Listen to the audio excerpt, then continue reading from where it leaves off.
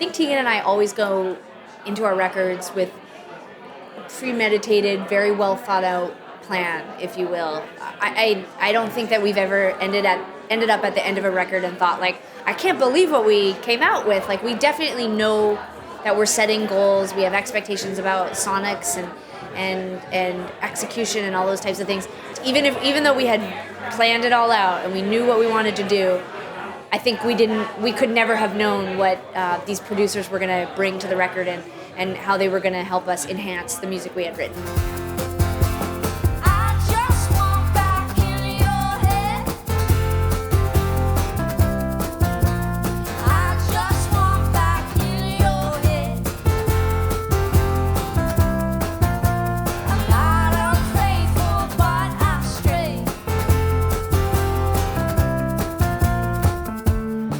I think that the evolution of Tegan and Sara is that when we started recording music, it was to record songs. So the sonics of the record, the actual level of production was probably not the first thing that we thought about when we were in the studio. And performance was maybe up there in the top 3, but it was really the songs. It was about telling a very clear story, and I think that we really honed our craft over our first few records.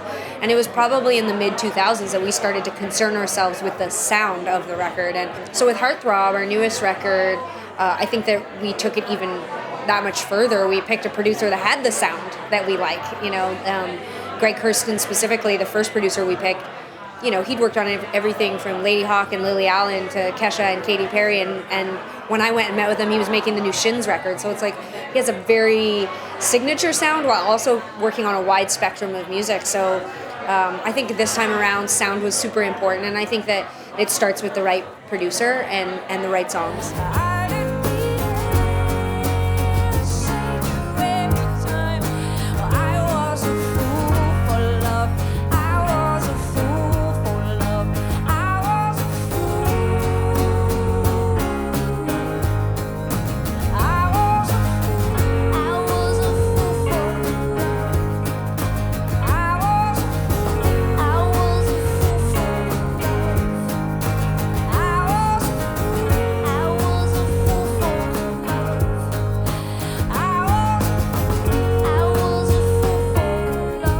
I think we were constantly surprised by Greg. His abilities in the studio surpassed anything I could have ever imagined. A lot of the studio was about getting ideas, getting melodies, getting drum parts, whatever, into the computer, and then manipulating them in a way that truthfully, I just felt like we were working with like a genius. Even how he would take an idea that Sarah had come up with, or an idea like, there's a song called I Was a Fool on the record, and the hook off the top, the piano line, was something I wrote. It was in my demo. But when we got into the studio, it's like usually I would go in and I would try to replay that part, and I would do like 900 takes of it, and then they'd find the best one and then put that one there. And Greg was just like, he would go through the demos, pick what like parts he loved, and then he would just wander over into the studio and sit down at a piano. He just has mic'd, and he would just sit down and play it.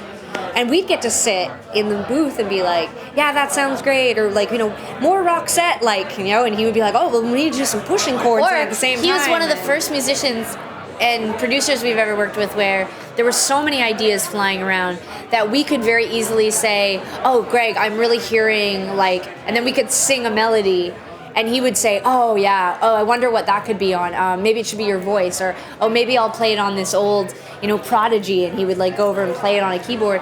And I just had never been so collaborative and so impulsive around another producer or another musician. And it was incredibly satisfying, on so many levels.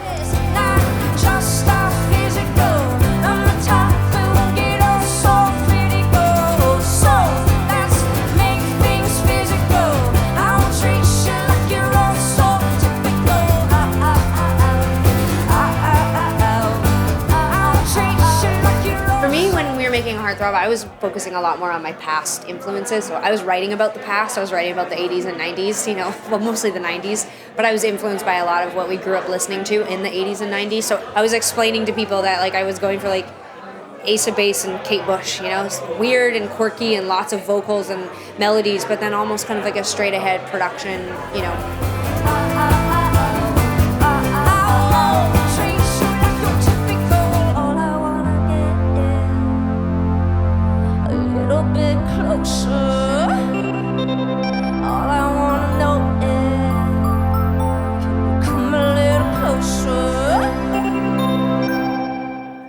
guys.